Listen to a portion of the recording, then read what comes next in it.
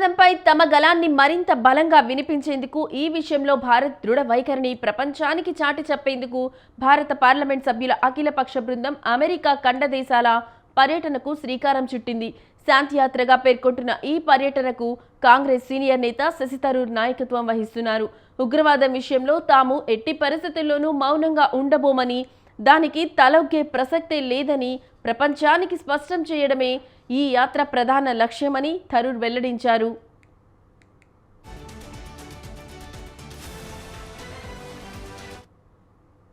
నిన్న సాయంత్రం న్యూయార్క్లోని world trade centre వద్ద ఉన్న 9/11 స్మారకాన్ని సందర్శించి అమెరికా చరిత్రలోనే అత్యంత దారుణమైన ఉగ్రదాడిలో మరణించిన వారికి నివాళులర్పించడంతో ఈ 8 మంది ఎంపీలు అమెరికాలో భారత మాజీ రాయబారి తరణ్జిత్ సింగ్ సంధు తమ యాత్రను ప్రారంభించాల్సి ఉంది. అక్కడ వారు ప్రవాస భారతీయులు, మీడియా ప్రతినిధులతో కూడా సమావేశమవుతారు.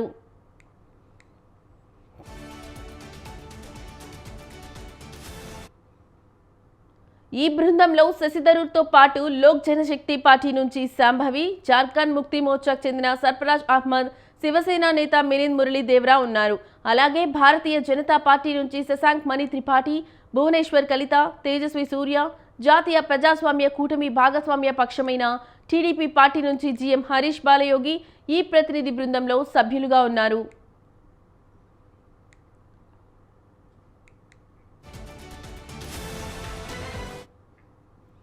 న్యూయార్క్ పర్యటన అనంతరం ఈ బృందం గయానా, పనామా, కొలంబియా, బ్రెజిల్ దేశాలకు వెళ్లనుంది.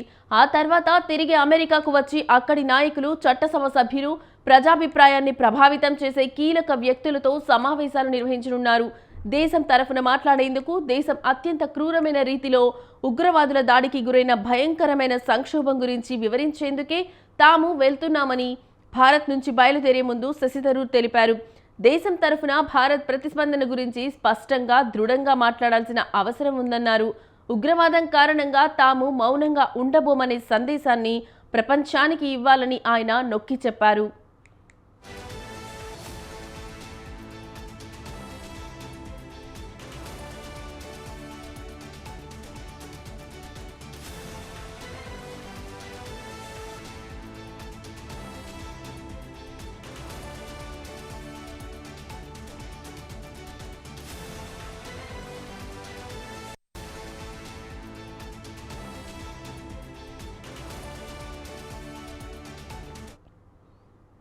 పాకిస్తాన్ కేంద్రంగా పనిచేసే లష్కర్ తోయిబా అనుబంధ సంస్థ అయిన ది రెసిస్టెన్స్ ఫ్రంట్ ఉగ్రవాదులు గతంలో పహల్గాంలో 26 మంది పౌరులను దారుణంగా హత్య చేసిన ఉదంతాన్ని, అనంతరం భారత్, పాకిస్తాన్ పాక్ ఆక్రమిత కశ్మీర్లోని ఉగ్రవాద స్థావరాలపై దాడులు చేసిన విషయాన్ని థరూర్ ప్రస్తావించారు. ఆ తర్వాత పాకిస్తాన్ కూడా భారత్పై దాడులకు దిగిందని, ప్రార్థనా స్థలాలు, ఆసుపత్రులు వంటి పౌర నిర్మాణాలను లక్ష్యంగా చేసుకుందని, ఇది ఉద్రిక్తతలను మరింతగా పెంచిందని ఆయన వివరించారు.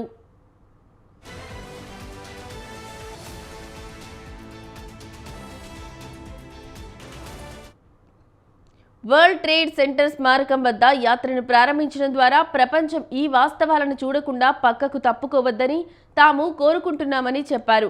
ఉదాసీనతతో సత్యాన్ని దాటవేయాలని తాము ఆశించడం లేదని థరూర్ సందేశానికి ప్రాధాన్యతనిస్తున్నట్టు స్పష్టమవుతోంది. 2001 సెప్టెంబర్ 11న వరల్డ్ ట్రేడ్ సెంటర్పై జరిగిన ఉగ్రదాడిలో 2731 మంది ప్రాణాలు కోల్పోయారు.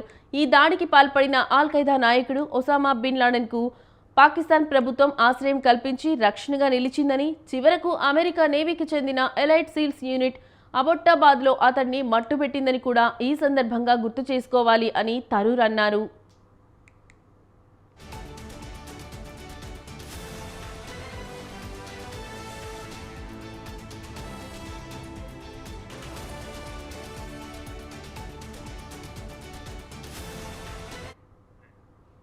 శాంతి, ప్రజాస్వామ్యం, స్వేచ్ఛ వంటి విలువలను ప్రపంచంలో కాపాడాల్సిన అవసరాన్ని, ద్వేషం, హత్యలు, ఉగ్రవాదాన్ని భారత్ వ్యతిరేకిస్తుందన్న నిజాన్ని ఈ యాత్ర ప్రపంచానికి గుర్తు చేస్తుందని థరూర్ అన్నారు.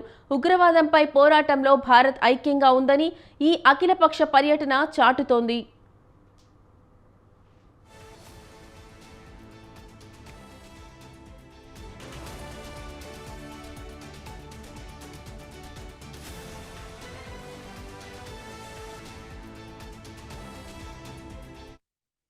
means they're willing to get it through terrorism.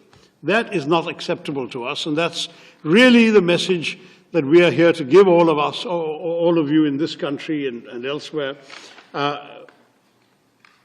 We are determined now that there's got to be a new bottom line to this. We have tried everything: international dossiers, complaints to sanctions committee, diplomacy, even this joint investigation attempt. Everything has been tried. Pakistan has remained in denial. There has been absolutely no conviction, no serious criminal prosecution, no attempt to dismantle the terror infrastructure in that country, and the persistence of safe havens. So from our point of view, this is it. You do this, you're going to get this back. And we have demonstrated with this operation that we can do it with a degree of precision and with a degree of restraint that the world, we hope, will understand. We have a right to self-defense. We've exercised that right. Conventional means they're willing to get it through terrorism. That is not acceptable to us, and that's really the message that we are here to give all of us, all of you in this country and elsewhere. We are determined now that there's got to be a new bottom line to this. We have tried everything: international dossiers, complaints to sanctions committee, diplomacy, even this joint investigation attempt. Everything has been tried. Pakistan has remained in denial. There has been absolutely no conviction, no serious criminal prosecution, no attempt to dismantle the terror infrastructure in that country, and the persistence of safe havens. So from our point of view, this is it. You do this, you're going to get this back. And we have demonstrated with